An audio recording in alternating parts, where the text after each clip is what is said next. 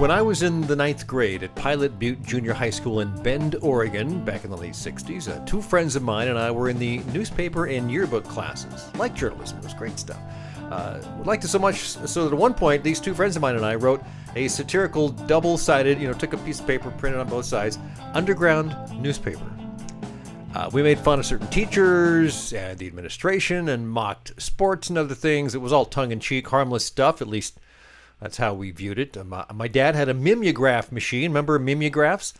So I made up a stencil and hand-printed a bunch of these. I don't know, maybe, 5, 6 dozen. And one day we started spreading them around. At one point I put some in one of the restrooms, and as I was coming out, in came the vice principal. Okay? I didn't have these in my hand. I just set them down. He had one in his hands. He saw the stack that I just left there, although he didn't know for sure that I was responsible for putting there. And he confronted me. And I, of course, played dumb because I just wanted out of there, right? And I did manage to get away without getting in trouble. But it kind of scared me. We ended up disposing of most of the copies of what we called Stalag PB, which, I suppose is over the line a little bit. But hey, we were kids, and I wanted to be a writer and publisher. It wasn't long before I tried again, this time in the comic book world. Back then, you may recall, or maybe you don't, there were things called fanzines. So I came up with a fanzine. I have no idea what the content was. It had to do with comic books, probably my, take on Daredevil or something like that, right? I published 3 or 4 issues and sent them around, maybe 20 of them. It was called Kamikaze, as in Comicaze. That's how I spelled it, Kamikaze, and mailed them to some friends. And a few people I'd met through the comic books and so on. I wish I had copies of those publications so I could show you, but I don't. They're lost to time. But, I'm still publishing. Hey, it's Tim Patterson. This is Trade Show Guy Monday Morning Coffee. Speaking of publishing, my blog, TradeshowGuyBlog.com. You're probably on there. If not, you're listening to the audio version or you stumbled across this on YouTube. But the blog is TradeshowGuyBlog.com if you haven't been there. I got a couple of books out, Trade Show Success. 14 Proven Steps to Take Your Trade Show Marketing to the Next Level, published, self-published. Trade Show Superheroes and Exhibiting Zombies, also self-published, both available on Amazon.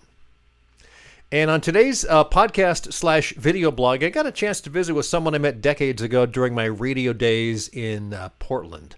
Ronnie Noize has a company called DIY Marketing, doing a lot of great stuff, and you'll get to hear her share some really good, usable tips during this conversation.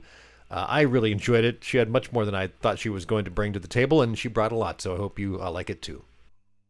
Welcome to Trade Show Guy Monday Morning Coffee. I'm speaking with Ronnie Noize of DIY Marketing out of Vancouver, Washington. And how are you this morning, Ronnie? It's good to see you again. It's been a long time. It is. I believe we started working together when you were about 12. Something like that. Back to my younger days, my radio days, when I was trying to do other sorts of weird stuff. And we spoke briefly about that in the green room, and that's another story all of its own. But it's good to reconnect, and thanks for joining me. My pleasure. Thank you for having me. So tell me a little bit about DIY Marketing.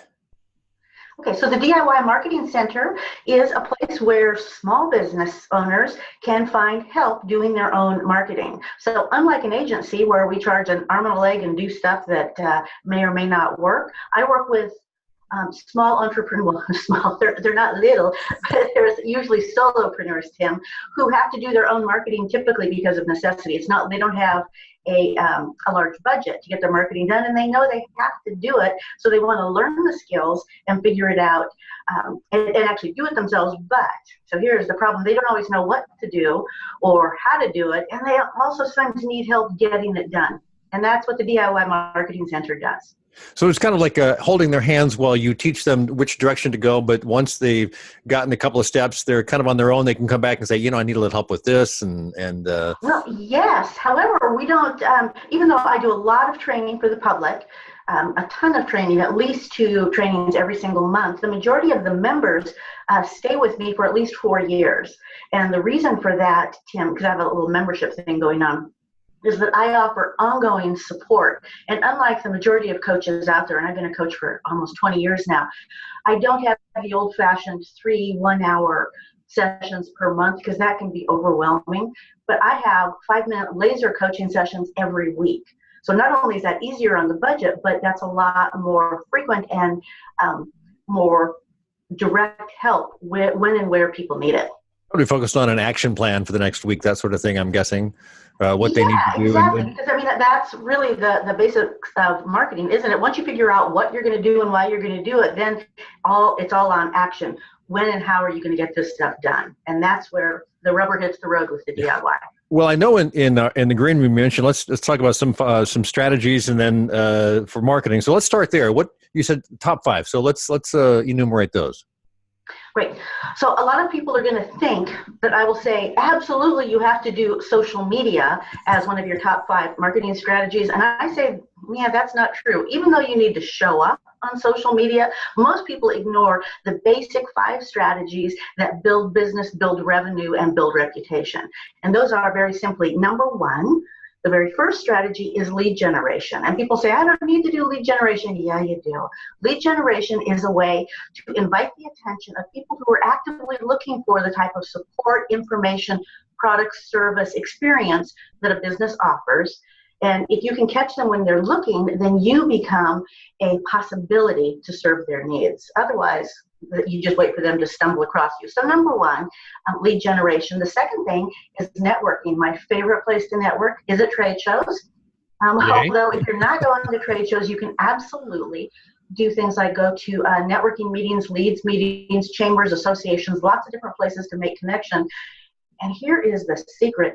Tim, when I became a marketing consultant, when I left the corporate world, I used networking to build my business. And then, so that was as a marketing consultant. And then as a coach, I built my business. Gosh, I got 29 clients in 42 days strictly through networking. I started off knowing nobody. And I was able to go from nothing to full practice in 42 days strictly through networking.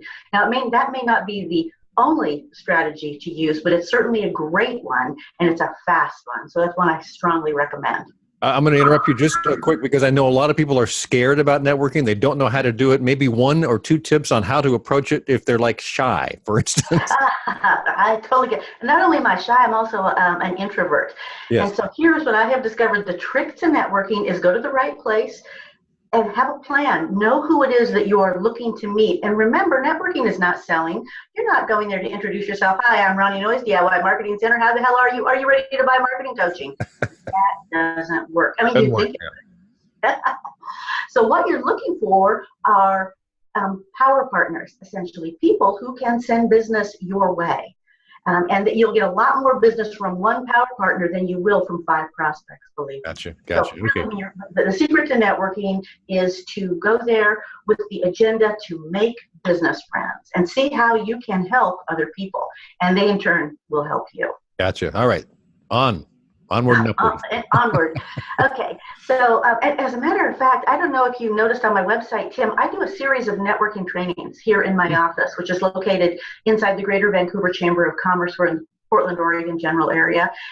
Most months, I do a really powerful networking training. I do networking for newbies. I do how I built my business with networking, really fun class, and also how to work a networking event, even if you hate networking. So if any of your listeners are interested in something like that, call me. There you go. Gotcha. Cool. Okay. So the third powerful marketing strategy, which is absolutely essential, is a sales strategy. And a lot of times people start a business, Tim, I know you're not going to believe this, but they have no idea how they're going to make the sale. For some reason, they imagine that there are a lot of people out there with wads of cash ready to throw it at them. And that's not always true. So once we are in business, we have to figure out how do people make the decision to buy from us and how can we make that absolutely as easy and frictionless as possible. That may mean having a merchant account or PayPal or Venmo or I don't know what, and it may be either a consultative sales process or just an easy buy online, but whatever it is, it needs to be in place so people can buy. Exactly. Otherwise, then you're kind of in the sales prevention business. We don't want that. We don't. I'm a fan of sales. But maybe that's me. I also like revenue. Okay, so those are the first 3 strategies: lead generation, networking, sales. The 4th strategy is keeping in touch. And you would not believe this, Tim, I'm going to tell you a quick little story so you and I met back in the day when I was running a record label here in the United States. Remember records? Japanese company. And at that time, I was using a lot of American vendors to press my product. And as a matter of fact, I found a great vendor through a tip from a friend to press CDs for me. And it was great, and I really liked it. But the problem was my CD, the guy didn't use email, and he didn't include a packing slip or even a receipt. He barely, and when he sent me, actually, he didn't even send me a bill. I had to have money on delivery. And so unfortunately, this was before I was really making sure I had my own database. I had to rack my brain and remember now, who was that guy? What was his name? Because his business had a weird name that didn't say CD duplication to me. Anyway, he eventually went out of business, and I'm not surprised because people couldn't find him. And I remember one time I found his contact information in an old folder, and I called him to order CDs. He was like, "Oh man, bummer you didn't order yesterday. I had a big sale." Well, how was I supposed to know? Yeah. He didn't let me know. No postcard, no flyer, no phone call, no email, none of that, and nothing on his website. And apparently he just expected people to know. So not keeping in touch is a way to lose all the customers that you so carefully recruited. And I think the number one way to keep in touch these days, you're going to be very surprised about this, is an email newsletter. Uh-huh. Oh, yeah. And people say, "Oh, nobody reads email." Well, at least you show up, and at least they know who you are. Yeah. Absolutely, email newsletter. And you might think, "Oh, I've got to do it during social media or on social media," but not everybody shows up. And there's some people absolutely refuse to use Facebook, even though it is like the yellow pages. It's so ubiquitous. Some people only do Twitter. Some people are only on Instagram. You can't control, though, how people see your messages on those platforms, but you can control when you send an email or a postcard. So keeping in touch, reminding your customers, your clients that not only you exist, but you've got great stuff that they like to buy is a great way to stay in business. Now, my very fifth marketing strategy that I wanted to mention is rewards. Rewards. That was wrong. It starts with an R. Rewards is my bonus sixth one. The fifth one, though, is referrals. I say cultivate a culture of referring. And you want your clients to refer, because after you spend all this time and money recruiting a fabulous client, well, you want them to give you someone who is just like them, because that reduces your marketing costs and means you have another great person to work with. So having a nice referral strategy, but not just from your clients, also from some of your partners, can bring you a ton of business. And it can also, a good referral strategy reduces the marketing cost of everything else that you're doing, because you get great word of mouth. You know, that's a great five, Ronnie: lead generation, networking, sales strategy, keeping in touch, and referrals / rewards. We can get to the bonus number 6, rewards, but and we could dig into each one of those for an hour. Yeah, and because the sales strategy itself, do you need sales training? How's that come into place? So there's a lot of things to dig into, but that's a good list of things to look at. So, and you said, did you have a bonus one? I'm sorry. Yeah, the bonus one is rewards. Okay. So reward your customers, clients, patients, members, whatever they are. Reward them for behavior that you want them to do. And I don't mean give them a present every single month, because then that becomes like an entitlement. They think they've purchased it. But to have random surprise rewards, and it can be a loyalty program, but it could also just be a special bonus for a sale for clients only. So not a sale that everybody gets, right, but one just for clients only, or invitation to a special event, something like that. There are a lot of different ways to reward your clients, make them feel special, because these days everybody has a lot of options for buying virtually anything. Yes, I like to reward my clients after we do a trade show project by sending them brownies. I love brownies. Well, and now you can give them enhanced brownies. Well, I don't know that I want to do that. Brownies. Anyway, yeah. Yeah, so I wouldn't do that, but I'm just saying. You're just saying. Well, you could do it here in Oregon and Washington, but yeah. And then you said you had you wanted to share, if we had time, and we certainly do, top 5 prosperity strategies. So let's dig into those, Ronnie. Yes. So marketing is one thing. Marketing, let me just give you a quick definition, just to remind everybody. So instead of that 82-word definition that's on the American Marketing Association homepage, let me just say marketing is the exact art and subtle science of attracting, acquiring, and retaining great clients profitably. In other words, marketing is about generating revenue. It's about finding great clients and keeping them happy. So that's what marketing is. But there are also some business strategies that help small business owners have an easier time and a certainly shortcut that path to success. And they are, number one, 5 of them as well. Number one is to have a written marketing plan. Now, so because the marketing drives revenue, you may say to yourself, no, that's sales drive revenue. No. Marketing is that entire process of relationship with your clients.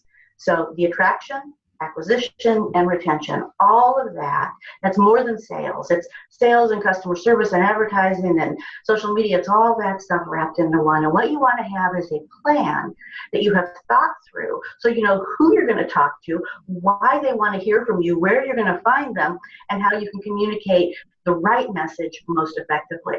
Now, most people think that a marketing plan requires software or something special. It doesn't. You can do a great, powerful, strategic marketing plan on just one page.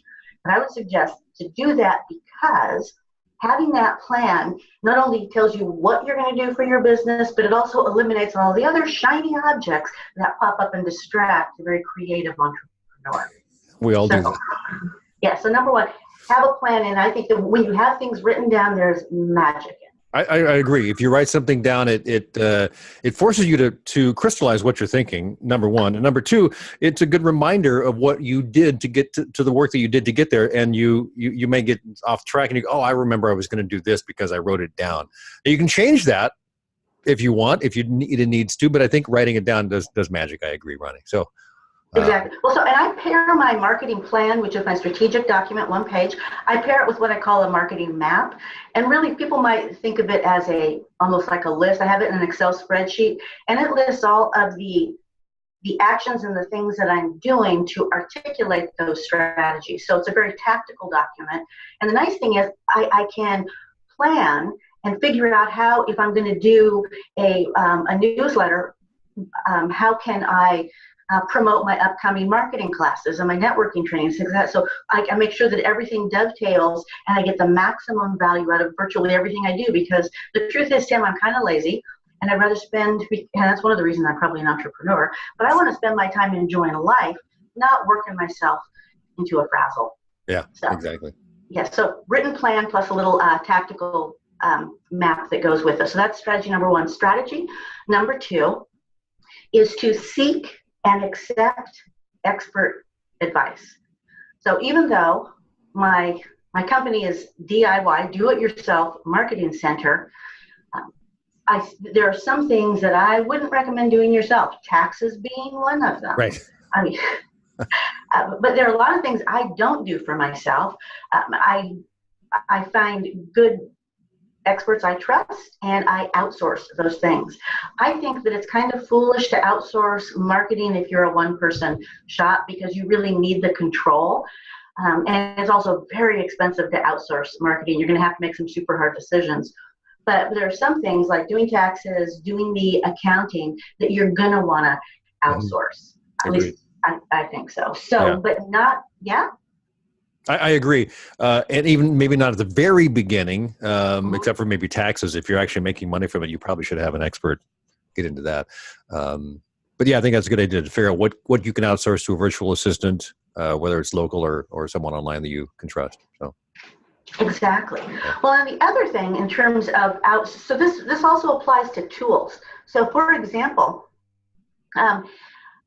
I'm not a big fan of investing a huge amount of money in websites at the very beginning, because people come to me and they say, gosh, I had $5,000 to start a business, so I spent $3,500 on an image package and $1,500 on a website, and now I'm ready for clients. That's crazy. We want to spend all of our money on getting the clients, not on preparing to be in business. So when we have a budget, we can get advice from a lot of different people. And some things we're going to do ourselves, and some things I think that we should scale up to. And I think people focus a lot more on listening to the wrong experts, the people who have an investment and selling them something, rather than listening to the advice of people who are interested in their financial well-being. And that's tough because there's a lot of hard choices at the very beginning of that. I agree. Yeah. So, all right. Okay, so those are two. So the third strategy that I recommend is systems.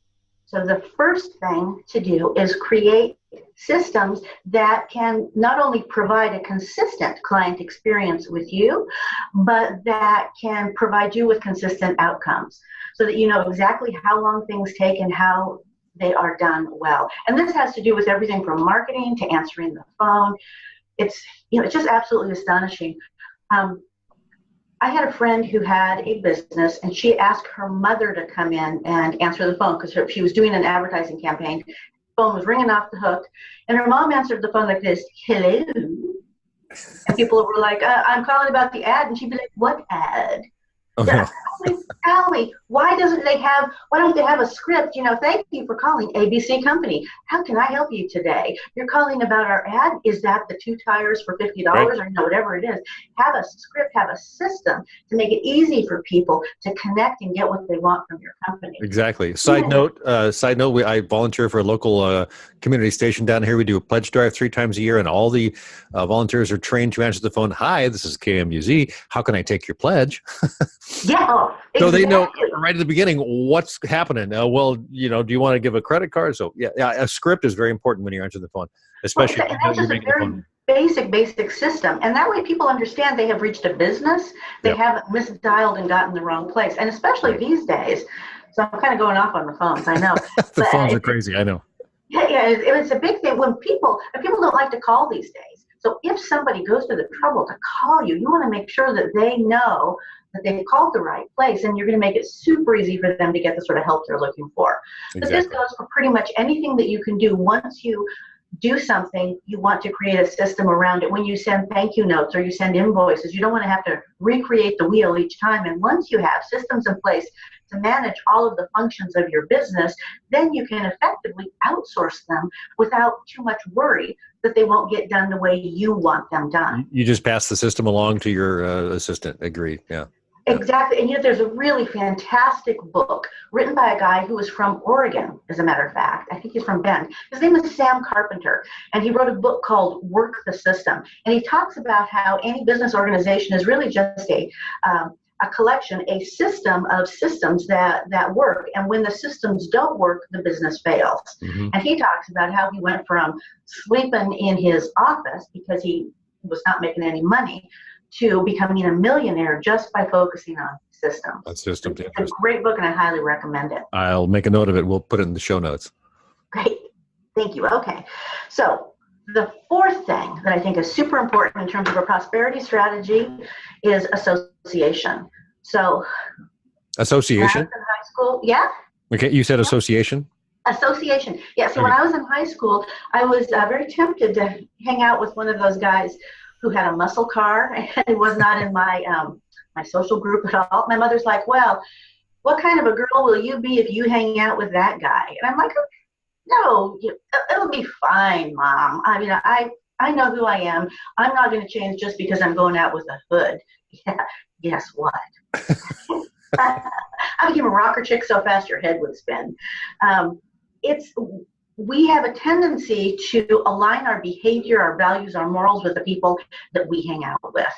And so one thing I have noticed is I no longer have friends who aren't entrepreneurs, because when I first started my entrepreneurial journey about 25 years ago, people said to me, "Oh my gosh, what about insurance? It's just so silly. Why wouldn't you have a good job?" Well, I'll tell you why I wouldn't have a good job, because my job had been making money for other companies, and I was sick and tired of not getting the money I earned and having it enrich somebody else. Okay, not that I'm greedy, but still, I have a lot more confidence in myself and my ability to support me than I do in somebody else. And so now I associate with other entrepreneurs and people who are confident in themselves, not people who cower on the sidelines and keep crappy jobs that they hate because they're worried about security. I'm more secure hanging out with me. So I say, don't hang out with naysayers. Don't hang out with people who aren't your kind of people. Find winners if you want to be a winner and hang out with them. I don't know if it was Jim Rohn or Zig Ziglar. Someone said your net worth is the average of the 5 people you spend the most time with. And I have noticed that's true. So it is true. Yeah. Yeah, Agreed. exactly. So the more successful people you can hang out with, and if you're an entrepreneur, that means other entrepreneurs, then you will rise to their level. So I heard that exact same thing 20 or 25 years ago, and it's always been in the back of my mind, and I'm sure it's subtly changed who I seek to find time with, and it's true. It's a tribal thing. It's with the kind of people we hang around with support us, and I looked at all the friends I had and went, man, they're a bunch of rock and roll losers. I should get some new friends. They're great people, but do I want to spend as much time with them as I have been? So, yeah. All right, on to number 5. Association is a great one. What's number 5? Well, the very last thing is the strategy is accountability. Mm-hmm. And we might think that we have a tremendous amount of personal discipline. I know I do. However, having that accountability, and it can be peer accountability, it can be from a coach, probably not from a spouse, because I think that's a tough ask of a spouse. But when we have accountability somehow, then we end up being our best selves. And people tell me, no, Ronnie, that's not true. I'm really disciplined, blah, blah, blah. Well, here's a question. How many of us would graduate from high school if we didn't have to go to school? Yeah. Most of us would not. Of course, some of us are homeschooled, but someone else is always enforcing that structure and accountability on us. And I think that simply because most of us have been raised in the 20th and 21st century, that accountability is part of the structure of our culture, but it doesn't exist really for entrepreneurs unless we get involved with it. And so that means hanging out with people like a mastermind group is a great accountability structure.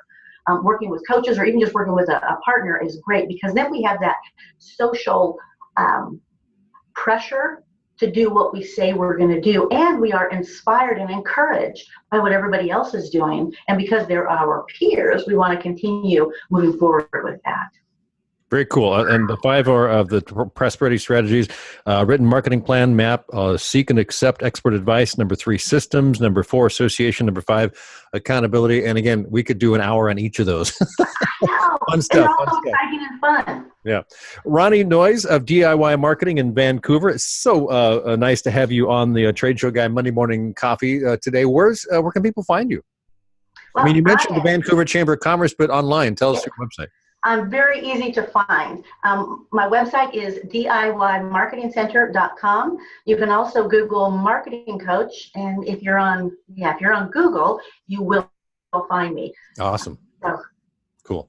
Ronnie, thanks again. It's a pleasure. I appreciate your time. Absolutely my pleasure. Thanks for having me. Thanks again to Ronnie Noize of DIY Marketing, Vancouver, Washington. Really nice to have her on the show. Trade show tip of the week: do more than just show up. So many exhibitors show up and think that's enough. It's not enough. Do some pre-show marketing. Mail some stuff out. Email some people. Do some social media. Make phone calls. Invite people. Set up appointments. Do some interactive things in your booth to get the random visitor to stop in so you can quiz them on what they're doing at the show. Work at getting your booth staff to be better at what they can do.